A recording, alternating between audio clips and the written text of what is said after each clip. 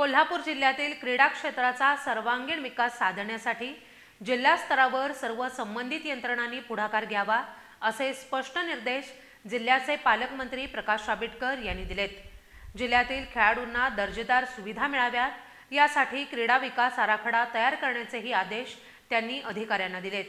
शाहूजी सभागृहात पार पडलेल्या या बैठकीत क्रीडा क्षेत्रातील प्रतिनिधींनी महत्त्वपूर्ण सूचना मांडल्यात। जिल्ह्यातील क्रीडा क्षेत्राचा सर्वंकष विकास साधण्यासाठी एकात्मिक कृती आराखडा तयार करा असे स्पष्ट निर्देश जिल्ह्याचे पालकमंत्री तथा सार्वजनिक आरोग्य मंत्री प्रकाश आंबेडकर यांनी दिलेत। जिल्हाधिकारी कार्यालयातील शाहूजी सभागृहात पार पडलेल्या बैठकीत त्यांनी संबंधित अधिकाऱ्यांना आणि क्रीडा संघटनांना समन्वयाने काम करण्याचे आदेश दिलेत।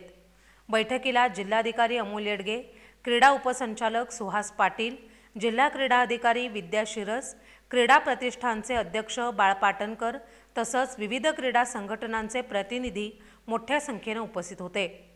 जिल्ह्यातील मैदाने, जलतरण तलाव यांना आवश्यक त्या सुविधा देऊन ती सर्वसामान्य युवक आणि खेळाडूंना खुली करावीत।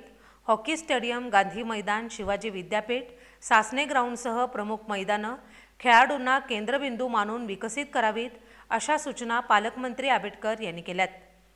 जिल्ह्याचा 20 ते 25 वर्षांचा दीर्घकालीन क्रीडा विकास आराखडा तयार करताना स्पोर्ट्स सायन्स, प्रशिक्षण पायाभूत सुविधा, फिफा स्टँडर्ड मैदान, सिंथेटिक ट्रॅक, स्पोर्ट्स हॉस्टेल यांसारखा समावेश करावा असे निर्देशही पालकमंत्र्यांनी दिलेत।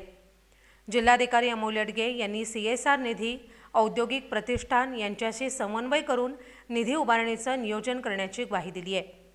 क्रीडा प्रतिष्ठान कोल्हापूर या संस्थेमार्फत सर्व क्रीडा संघटना एकत्रित काम करत असून त्यांच्या पुढाकारातून जिल्हा क्रीडा क्षेत्रात नव्या उंचीवर नेण्यासाठी प्रयत्न सुरू असल्याचंही त्यांनी सांगितलं।